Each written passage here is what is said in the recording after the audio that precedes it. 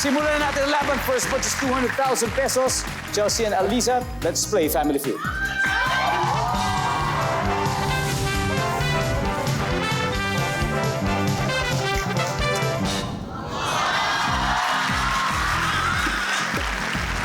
There you go.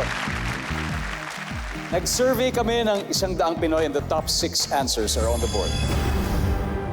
Kung ang asawa mo ay isang vampira at humingi siya ng dugo sa'yo, so if your husband is a vampire at humingi siya ng dugo sa'yo, saan ka kukuha? Go! Chelsea. Sa palengke. Sa palengke. Marami doon. Nandiyan ba ang palengke? Yeah! Nandiyan ang palengke. If your husband is a vampire and he asked for some blood, where would you get it? On my neck. Wow! Sa sarili niya. Services? Boy, man. Pero mas mataas, Chelsea. Okay, pass or play, Chelsea? We're going to play po. Alright, let's go play. Alright. Manny, natahina ba natin yung isusot niya? Natahina na. Natahina. Ito na. Kung ang asawa mo isang vampira at humingi siya ng dugo, saan ka kukuha, Manny? Blood bank. Sa blood bank. Yan talaga yung inaasahan natin, di ba, kapag nangangailangan tayo ng dugo. Nandiyan ba ang blood bank? There you go. Nandiyan. Yes, pwede. Kung ang asawa mo'y vampira at humingi siya ng dugo sa'yo, saan ka kukuha? Sa hayop. Nandiyan ba ang hayop? Yan ba? Attorney Ron, expert po sa Q&A. Kung ang asawa mo'y vampira at humingi ng dugo sa'yo, saan ka kukuha? Sa ospital. Sa ospital. Right? Nandiyan yung ospital. Siyempre. Kasi isa na lang.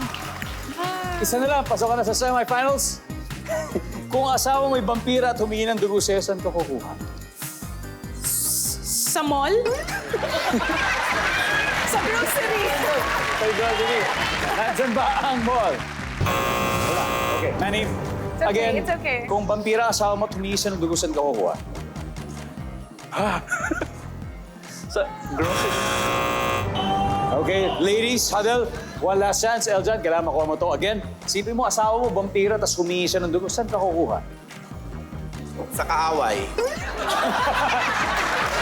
So, hihingin mo sa kaaway. Yes. Pare, pahingin ng dugo mo, gano'n. Yes. Magpapaalam ka naman. Yes, of Hindi mo naman course. kusang kukunin. Hindi. Sige. Okay naman yun. Okay. Binigay naman, di ba? Nandun ba ang kaaway? Wala.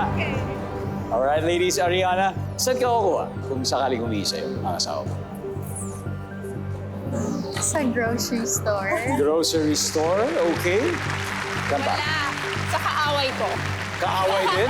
Kaaway? Brutal pala. Sa dugo ng iba? Sa dugo ng iba. Sa ibang tao. Alright. Alisa, kung ang asawa mo ay vampira at humingi ng dugo, saan ka kukuha for the win? Sa dugo ng iba. Sa dugo ng iba. Wala. Yeah, sure. Kasi sinabi na yung kaaway. So, ibang tao na rin siguro. But we'll see. Baka iba ang nakalagay sa board. Nandyan ba ang dugo ng iba?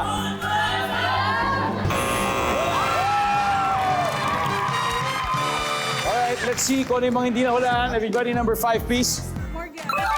Red Cross. Literal. So, anyway, winner agad sa round 1 at Team Chelsea. They now have 87 points. Pero babawi naman daw sa susunod ang mutya ng Pilipinas, di ba?